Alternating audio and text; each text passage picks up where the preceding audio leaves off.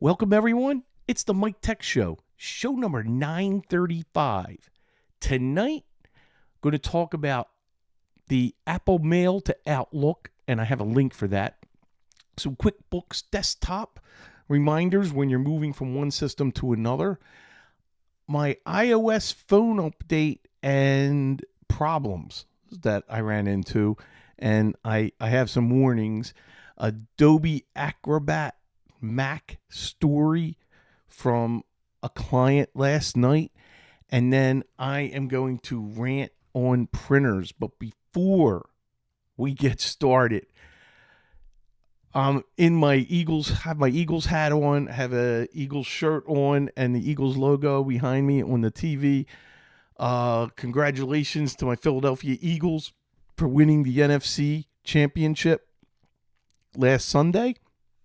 And now February 9th, they will be in New Orleans for the Super Bowl, Super Bowl 59. Looking forward to that and rooting for my Eagles to stop the Kansas City three-peat. So that's what we need to be the disruptors there. So anyway, go Birds. Now, the first topic is the Apple Mail to PST converter. And it was very weird when I exported the 3 folders that the client needed from their old iMac. You kind of it was so slow, you weren't sure what was happening, but it did create an Mbox file, and a screen comes up. Where do you for you to then pick where do you want to save it? And so we created a folder called export and then made sure to point to that folder, and it saved it. And you do each folder, you right click and export. Okay, we have the Mbox. Now the question was, which utility are we going to use, because there are so many? And I didn't get any feedback, but that's okay. The main software, and I'm going to have a link to it, is I'm going to jump to my screen here for display capture, and it's a company called Taken Software, and the link I have is Apple Mail to PST converter. And the first thing we did was download the trial, because now we can see whether it can find it or not. Now, I tried one other, and it was so complicated, and the trial, I wasn't sure whether it was really happening or not. It was terrible. So I had a list of like 3 or 4, and this was my second one, and it's only $29, and it beautifully, when I pointed it to the directory of all of the export, which is funny, I had to do this on Windows. It's a Windows program doing literally a Apple conversion to Outlook. Anyway, the program worked flawlessly and quickly. There were 9,000 messages, and it grabbed them all. And you could even see them. And it was like phenomenal. Big thumbs up to Mbox to PST converter, Apple Mail to Outlook converter software. And for $29, man, you can't beat it. That was great. Clients happy. All of his email it was an archived email that he wanted from his old computer, because he is Microsoft for his email. So he's Exchange, and all of his mail came down, but he had a couple archive folders on his old Mac. So when we moved him from his old iMac to the new one, they didn't come over. So we had to export them, and took care of that. I think that was Tuesday this week. I was remote, where my son was on site, because we couldn't get access to the old iMac. And that's a problem. When a lot of clients keep their Macs too long. Yes, they work. They they built them really well. They still work. But Apple makes sure that they're obsolete, so you have to buy new hardware. So Apple does not admit to this. But what I've seen, and a lot of people agree with me, Apple is really on a 4-year life cycle. If you want to stay current with the absolute latest, greatest operating system for your Mac, you are buying a new machine every 4 years. Even Microsoft, as much as we complain about Microsoft and going to a new, they have a significantly longer life cycle for their operating system. You look at Windows XP, 7, 10. It's a long time. So Apple, it's ugly. So now what happens is the software doesn't work. Instant House Call wouldn't work. My Synchro wouldn't work. And that means Splashtop wouldn't work. I could not even get TeamViewer to work properly. So I could not remote in. So that's why I had to have my son on site with me on the FaceTime, where I'm telling my son what to do. And that worked well. And then once he was able to plug that into his laptop, the USB, then I was able to remote into that, did the conversion, copied it back to the USB. Then he took the USB to the new Mac.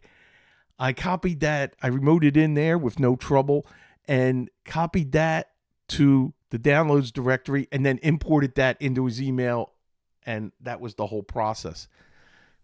All right. So let's keep going. This is interesting, and it really leads into a conversation that I had with Mike Cooley, our moderator, and it goes by Taz.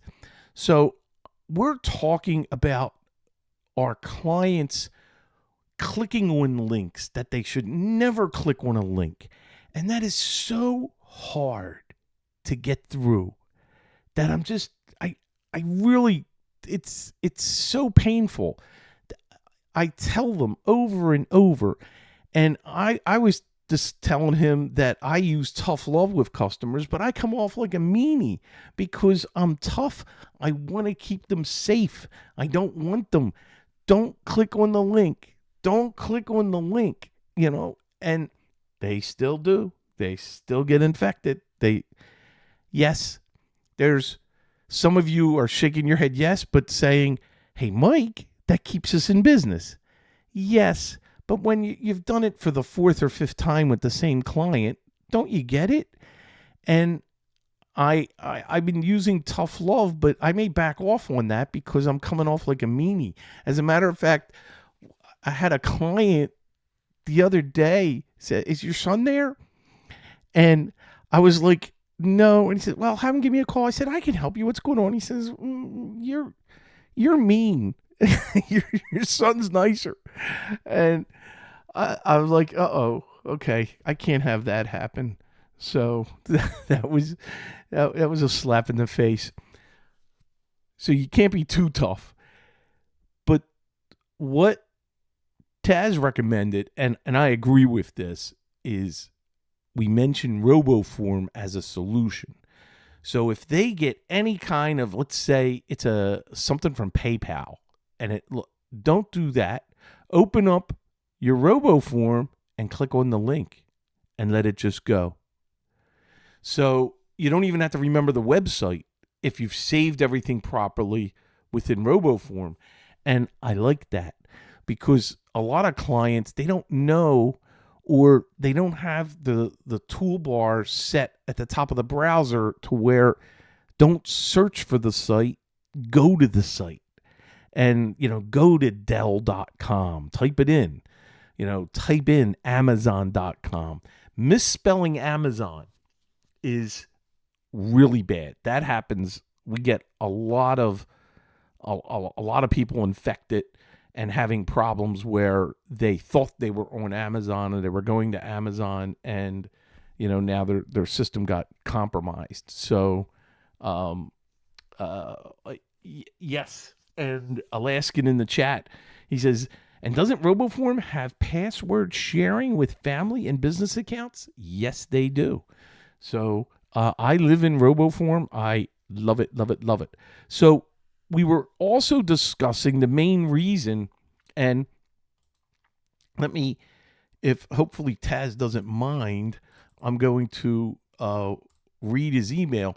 Is any tips for Office 365 and QuickBooks? And they have QuickBooks 2019 for the desktop, and they're moving to Windows 11. And he's got a new computer that's faster, all the latest and greatest. And Office 365, I said the following. I said, you need to find out what is the email that they have, because based on my tips and topics in the past, if you're downloading out Office 365, you're going to get the new Outlook. You're not going to get Outlook Classic.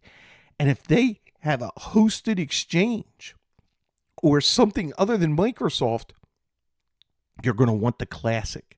So you got to Google, download Outlook Classic, Outlook 365 Classic, and then download that separately. Uninstall the new and then install that Outlook.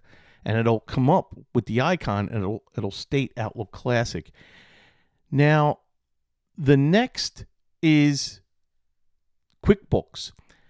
The biggest tip that you need to remember is on the system you're migrating, you have to hit F2, which not only gives you the product number, the serial number for everything you need, but also it gives you the location of their last file for their database. Now, they may have several, and at least that'll lead you to the directory, so you know to include that when you're copying and transferring.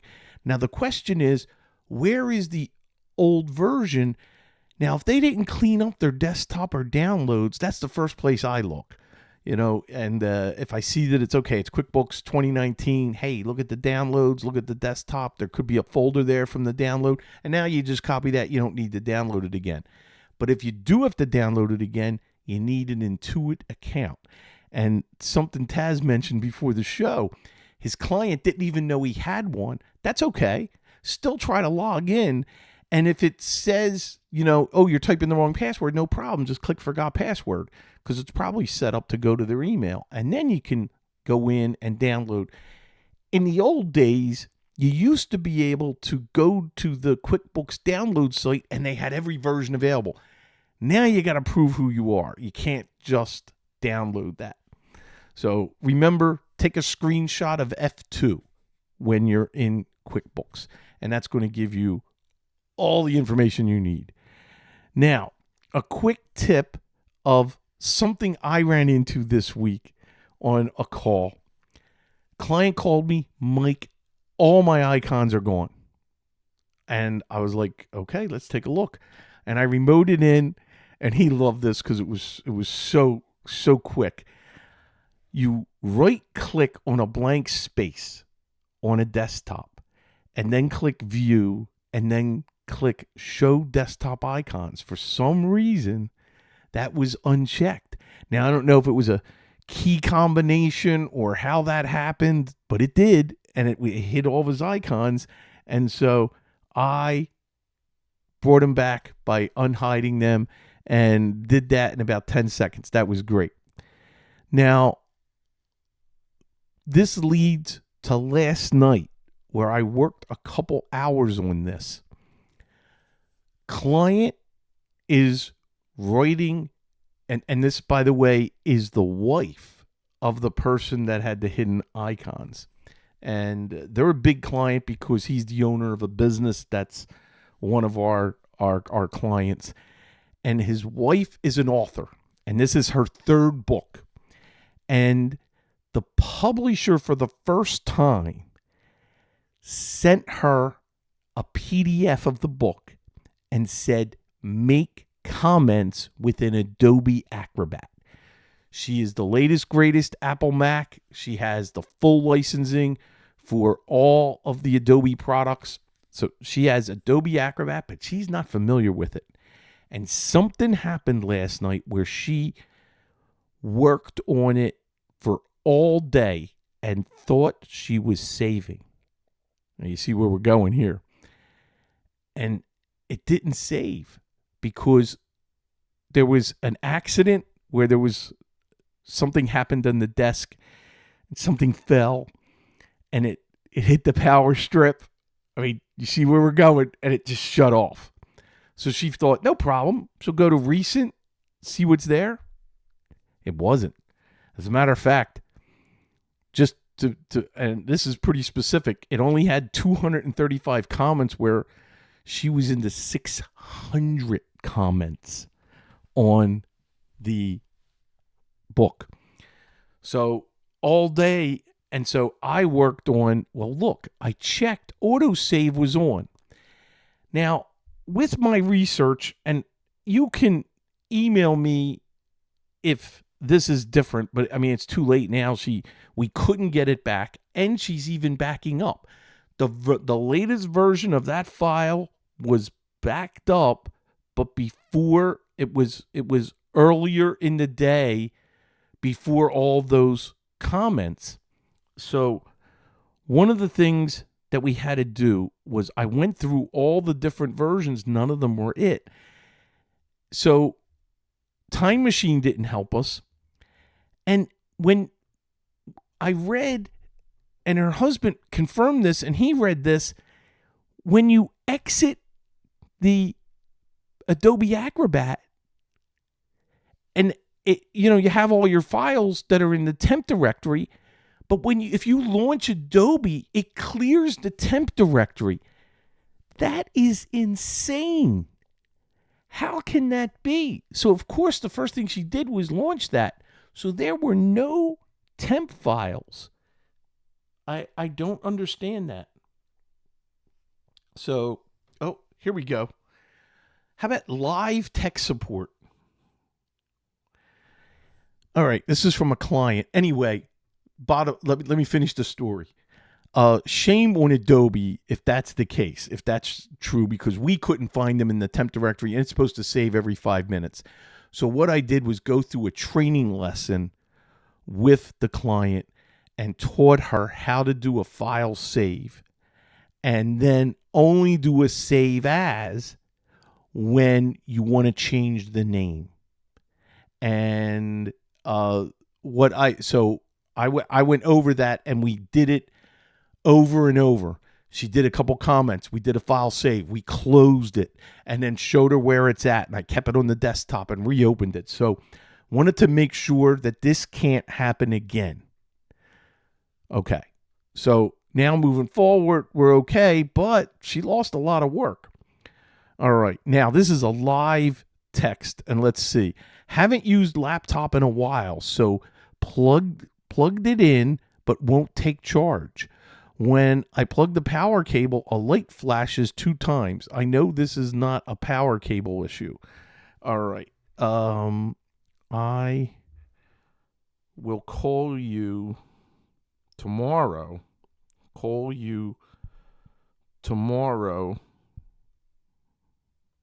At 10 a.m. And the reason why is because I'm going to tell you what I'm going to be doing at 9 a.m. That's the next story. At 10 a.m. I am live doing show and just read your text. He knows I have a show. Matter of fact, we may see him in the chat soon. And just read your text. Okay. So you see some of the simple stuff, that we get that all the time, and he's texting back. Move on to my next scary issue, which was a couple nights ago. iOS 18.3 was released. And so I, wanting to be on the bleeding edge, wanting to talk about it, just, you know, I feel like I have to be on that bleeding edge so I can go through pain and suffering that you don't, maybe. And my clients don't. So I jumped on it, and I need a new rule of thumb for me, and that's why I wanted to share this. The 18.3 upgraded, no problem. Matter of fact, did it on my iPad. But there's a critical medical app that I have on my iPhone that I didn't vet whether there was a problem with the iOS. And it wasn't working. And I'm like, oh no, please. I was trying, and then I noticed that in the beta for 18.3, that was identified, and I did not do any searching or I performed no due diligence on the new version. And that is the message. Before you upgrade, and this is for anything, for yourself, do some due diligence. I just leaped ahead too fast. Now, rebooting the phone fixed it for someone, and that's what I read, and I was like, okay. So we closed everything, we shut it down, and then reboot it, and then it took a few, but it finally worked, and I'm like, okay. I had it, but I had it working. So the moral of the story: test, go online, and wait. Do not be the first one. Even though it went through a beta, don't jump on it. And I've learned my lesson. And I've done that in the past. I never, ever go to the single digit dot. I always wait for the next one, like 18.3.1 I would have waited for. I never, like I was on, 2 dot whatever, why did I jump to 3, so quickly? And I went against my own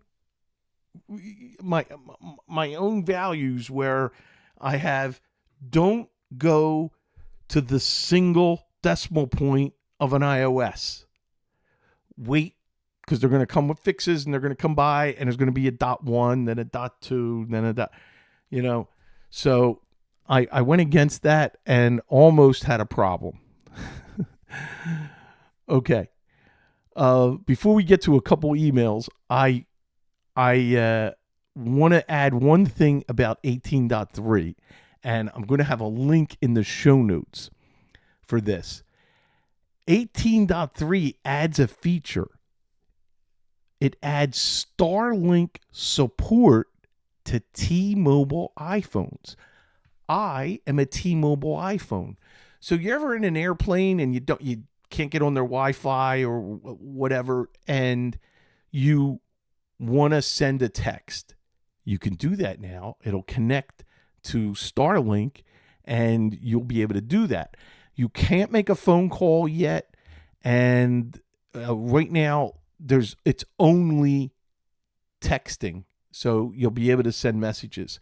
And that was from a Mac Rumors article that I seen. So I will, again, I'll have that in the show notes. How much? They don't say. So I don't know if it's just included right now. There's no way. I think they're going to set us up, maybe give it to us for free, and then lower the boom on a price. So we'll have to see. Tomorrow morning, my first call is going to be 9 a.m. to a printer company that supports the multifunction devices, the copier scanners, for a client that's a 3-hour drive from our northeast house and office where my son's operating out of right now. So we don't go there regularly. We take care of everything remote.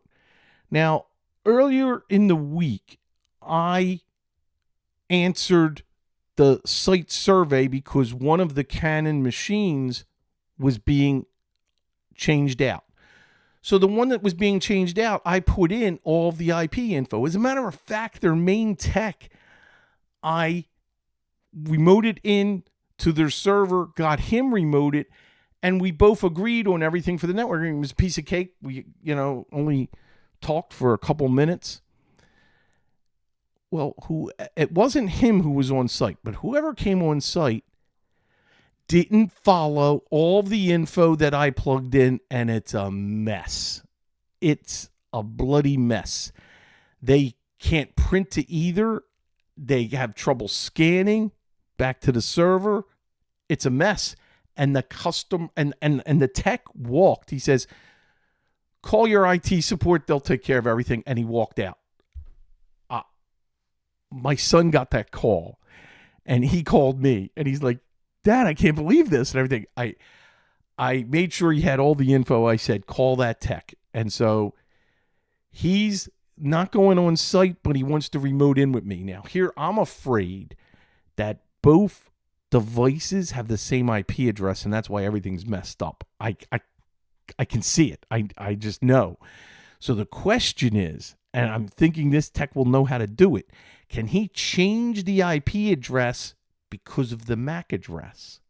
And I can get the MAC address because I'll use the Malwarebytes Tech Bench scanner, which I already have that in a download directory over there. So I can get the MAC address and the IP address, and I bet you, matter of fact, I might run that tonight and see two of the same IP address, but they'll be different MAC addresses. And hopefully we'll be able to change it. So that, or someone's going to have to go, they'll have to send someone on site. And then I think we could figure it out remotely. But at 9 a.m., I have a call with the senior tech for this company that we're going to both remote in together and hopefully straighten this all out, and then remote into a couple workstations and see what we have to do. The guy didn't even update drivers, nothing. And we downloaded the latest driver, and I staged it on a share on the server. Their tech that they dispatched paid no attention to any of the documentation for that client, and that's disgraceful. So I'm going to have a heart-to-heart with the senior tech. And hopefully he says, well, he's a new guy. And I said, well, he better get some better training, or maybe it's time for a new guy to find another job, but first thing we learn, you never walk away and say, oh, let someone else take care of it. Because you know what happens then? Now I have a discussion with the owner where time to change companies when the contract's up for the support, and we could find another printer company. And that's going to be my recommendation, because you can't have the on-site tech drop, configure it incorrectly, and then run. That's just not acceptable. And that's why I wanted to talk about this, because printers, I hate. Can't stand them. And I know a lot of you feel the same way. I get emails. I hate printers. And this week, and especially today, there were 3 printer calls. That was one. And my son had 2 others. It doesn't bother him as much as it bothers me. So I send a lot of printer problems to him. And, yeah, Mike Jr., he's an expert on the printers. So you want to talk to him. So I deflect a lot of printer problems because they drive me crazy. And, you got so many different brands. And then you got, I would say, half our clients go and replace the printer, like this one, without contacting us and getting our advice, and until it's too late. And we have a dentist that does this. Buys just the easy, cheap printer, and then they wonder why they can't get it connected right, and they're having problems. He didn't discuss it with us. And then the volume that they hit, they kill it. because they don't have a business grade, office grade printer. This happens all the time. That's why I hate printers. Anyway, so if you got some printer nightmare stories, MikeTechShow@gmail.com. I would absolutely appreciate printer stories, and then dedicate a show to printer stories. So this is interesting that it's a DJ Sam 3. That's interesting because I know a DJ Sam down here.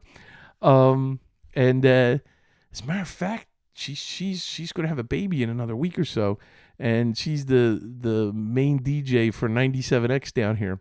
So anyway, hi Mike, regarding the mouse going missing, and this is a comment on YouTube. Could it be that the monitors are not set level in display settings in Windows? I have had this before where Windows thinks one monitor is higher than the other, or the screens are different sizes as the mouse doesn't smoothly go from one to the other. That is absolutely a possibility. Now, I changed the theme for the mouse, the size, and he said it's a lot better. But this, I think, could be the root cause, because he has two different monitors at his home office and two different monitors that don't match at the office. And so the problem is, when you have multiple monitors, like I'm staring at 3 right now, and they are all 24-inch Samsungs. They are the exact model. So this way, everything's smooth when you're going back and forth. Now, I know that's not practical for every client, for every person, because it's costly if you got to buy new monitors. But that was one of my big things for my client in South Florida, in Fort Lauderdale, with the project. I said, she said, we have some. The owner was like, we have some monitors. I said, no. If we're going 3 monitors for everybody, let's get them the same. So we bought a ton of monitors, and Dell was great in drop shipping them directly to the client. They were able to put them aside because, you have like 21 monitors being delivered for several systems. They get pretty heavy and take up a lot of space. So, because they're all the same resolution, it makes it easier going from one monitor to another. So if you can, and they have the budget, that's the right way to do. And it's interesting. I don't have this problem with any of those clients. So thank you, DJ Sam, for that recommendation. I really, really appreciate it. So this is the final email, and I want to thank Frank, because I mentioned this last week where he could not find my affiliate link, or the affiliate link for Fab's Auto Backup didn't work. And he wrote Fabrice, and Fabrice was like, thank you for bringing this to my attention. I see on his website that the affiliate link is an old one, and prior to the store's website migration in 2022, and I thought I did do that. So my text is wrong. Here's the current affiliate link, and he gave me, and that will now be in every show notes for Fab's Auto Backup. As a matter of fact, we live in Fabs. We used it 3 different times this week. My son's going to be using it again tomorrow at the church for a new computer that's being installed for the receptionist. And one of the first things he's going to do, take out the hard drive and then do Fabs back and from the one system to the other. So now I have the appropriate affiliate link, and I want to thank Fabrice, who's always been great supporter of the show, and I love his software and have been using it for a long, long time. I talk about Auto Backup. It's great, and that's an affiliate link that I am very, very proud of to have in the show notes. And Fabrice, thank you. But Frank, thank you for initiating all that. I really, really, really appreciate it. Also, want to thank a generous donation from Paul. Thank you very much. I helped him with a client and sent him an invoice, and I received a check today, and it was double the amount to help support the show. Thank you. I really appreciate that. Remember, there's a great donation link at miketechshow.com. Also, any emails, any comments, anything that you want to communicate with me, miketechshow@gmail.com. Don't forget, check out the videos over Michael Smith MTS at YouTube, and click subscribe to the video. I really appreciate that. All the subscribers that I can get. And I need a lot more, because once I hit that number, then I can start monetizing the videos. So thank you. Thank you for your continued support. I will talk at you next week. Same time, same channel. Bye-bye, everybody.